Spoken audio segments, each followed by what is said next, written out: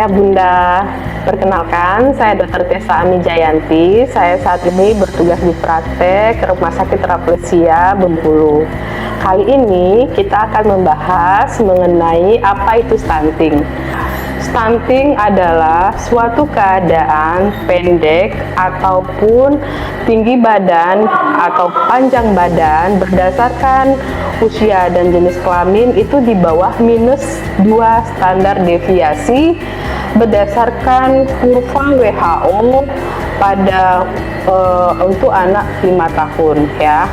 Jadi stunting juga istilahnya ketika dokter menemukan usia berat kurang dari usia tinggi dan kurang dari usia kronologis, maka definisi stunting dan kondisi stunting itu menjadi pertimbangan untuk segera diterapi. Nah, berbicara mengenai penyebab stunting, apa saja sih dok itu penyebab dari stunting?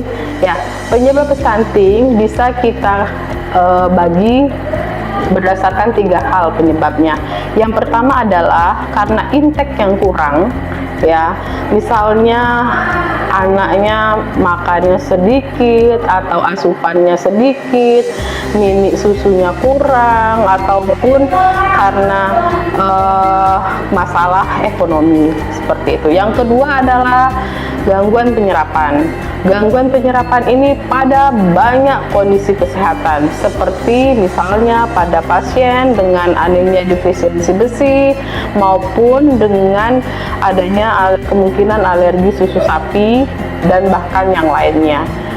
Yang ketiga yaitu adalah metabolisme meningkat oleh karena penyakit infeksi ataupun penyakit kronik ya ayah bunda. Jadi apa sepertinya? Seperti misalnya pasien dengan infeksi saluran kemih, TBC maupun penyakit yang lainnya. Nah, itu beberapa penyebab apa yang menyebabkan stunting pada anak-anak kita. Nah, kembali lagi, bagaimana sih dok untuk mencegah ataupun mengobati stunting? Nah, yang harus kita hadapi adalah bahwa anak ataupun bayi-bayi kita yang pertama harus pengukurannya harus secara detail dan jelas gitu. Untuk berat badan berapa, tinggi badannya berapa, begitu ya ya bunda ya.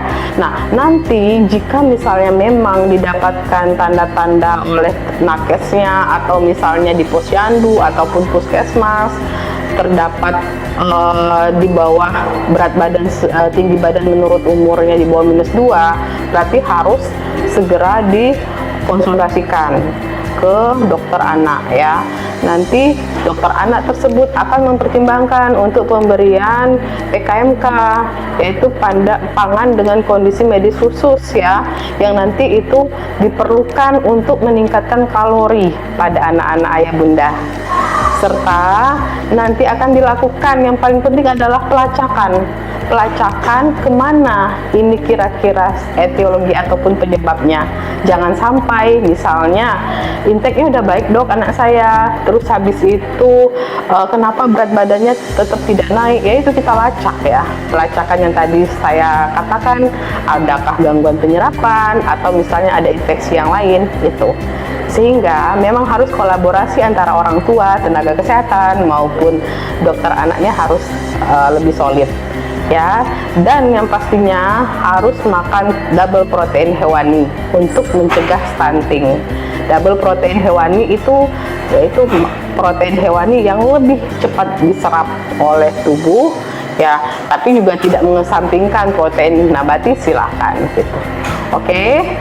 Sekian dari saya, kurang lebih mohon maaf. Semoga apa yang sedikit saya sampaikan ini berguna untuk ayah bunda sekalian. Assalamualaikum warahmatullahi wabarakatuh.